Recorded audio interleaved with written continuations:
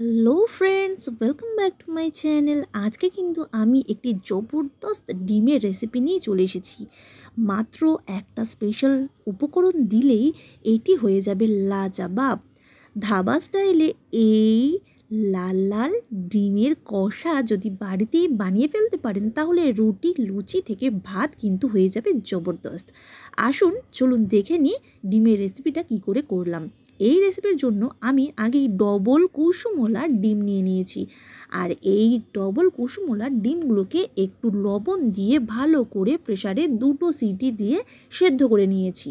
একটু লবণটা দিয়ে দেবেন, তাহলে কিন্তু ডিমগুলো সহজে ফাটবে না। এরপরে ডিমগুলো সেদ্ধ হয়ে গেলে একে একে ডিমগুলো কিন্তু ছাড়িয়ে নেব। আর ছাড়াবার পরে ডিমগুলোকে হাফ করে নেব, কারণ এই ডিমগুলো একটু আঁশটে গন্ধ বেরোয়, তাই হাফ করে নিলে এগুলো আর কিন্তু সেইভাবে আঁশটে গন্ধ বেরোবে না, আর খেতেও হবে খুবই মজাদার। এইভাবে ডিমগুলো অর্ধেক করে নিয়েছি, দেখতেই পাচ্ছেন ডবল ডবল কুসুমগুলো কিন্তু এর মধ্যে রয়েছে। এরপরে ফ্রাইং প্যানে দিয়ে দিয়েছি বেশি করে একটু সর্ষের তেল। এরপরে দিয়ে দিয়েছি লবণ আর হলুদ গুঁড়ো। স্বাদ অনুযায়ী লবণ আর হলুদটা দিয়ে যখন তেলটা অল্প গরম হয়ে যাবে তখন কিন্তু ডিমগুলো দিয়ে দেবেন। খুব সাবধান, এই সময় ডিমগুলো কিন্তু খুব বেশি করে ফেটে যাওয়ার চান্সেসটা থাকে এবং গায়ের ওপর পড়ে যাওয়ার সম্ভাবনা থাকে, তাই গ্যাসের ফ্লেমটা প্রথমে হালকা করে ডিমগুলো দিয়ে তারপরে সরে আসবেন এবং তারপরে এইভাবে ভেজে নিয়ে তুলে নেবেন। এরপরে চলে আসি মেন পার্টসের দিকে। এর জন্য একটা মশলা তৈরি করে নেব। আদা নিয়েছি 1 ইঞ্চি মতন, তারপরে নিয়েছি 4টে কাঁচা লঙ্কা এবং 12-15টা রসুন কোয়া, নিয়েছি 2টো পেঁয়াজ আর একটা টমেটো। এটাকে পেস্ট করে রেখে দিলাম। এরপরে নিয়েছি সর্ষের তেল কড়াইতে পরিমাণ মতন এবং দেওয়া হয়েছে সাদা জিরে অল্প করে।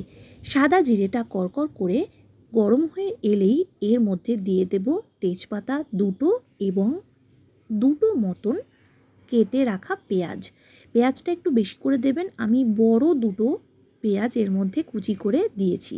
ভালো করে ভাজা ভাজা হয়ে এলে যখন এটা থেকে একটা ফ্লেভার ছেড়ে দেবে তখন তৈরি করা যে মশলাটা ছিল সেই মশলাটা এর মধ্যে দিয়ে একে একে ধনের গুঁড়ো, জিরের গুঁড়ো, লাল লঙ্কার গুঁড়ো আর হলুদের গুঁড়ো মিশিয়ে দিতে হবে।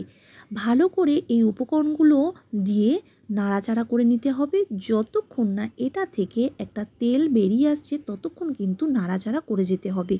একটু রয়ে রয়ে নাড়বেন, তাহলে এটা থেকে তেল ছাড়তে সুবিধা হবে। মশলার কৌটো ধোয়া যে জলটা ছিল সেই জলটাও দিয়ে দিয়েছি। এরপরে স্বাদ অনুযায়ী দিয়ে দিয়েছি লবণ। এরপরে এটা থেকে দেখুন তেলটা কীরকম ছেড়ে এসেছে। নিচের পজিশনটা একটু লেগে গেছিলো, খুব ভালো করে নাড়াচাড়া করে নিতে হবে যদি এই রকমভাবে লেগে লেগে যায়। তারপরে কিন্তু দিয়ে দেব জল। জলটা এমন পর্যায়ে দিতে হবে যাতে ডিমগুলো চুবেও যায়, আবার বেশি ঝোলও না থাকে। আমার রেসিপিগুলো যদি ভালো লেগে থাকে তাহলে প্লিজ লাইক, কমেন্ট, শেয়ার আর সাবস্ক্রাইব বাটনটি কিন্তু প্রেস করে দেবেন। আমার অন্যান্য শর্ট ভিডিওগুলো দেখতে গেলে আমার চ্যানেলে কিন্তু ভিজিট করতে হবে আর সাবস্ক্রাইব বাটনটি প্লিজ প্রেস করে দেবেন। যখন ঝোলটা ফুটে গেল এর মধ্যে দিয়ে দিয়েছি ভেজে রাখা ডিমগুলো, উপর থেকে দিয়ে দিয়েছি ধনেপাতা কুচি করে রাখা, আর স্পেশাল উপকরণ এটা হলো কসুরি মেথি। এই কসুরি মেথি একবার যদি ডিমের এইরকম একটা কারিতে ইউজ করেন তাহলে কিন্তু আর কোনো কথাই হবে না। এরপরে এখানে দিয়ে দিয়েছি সানরাইজের শাহি গরম মশলা, এটাও বাদ দিলে চলবে না। হয়ে গেল না লাজবাব। আজকের মতন এটুকুই, আবারও দেখা হচ্ছে নতুন কোনো রেসিপির সাথে। So bye bye friends.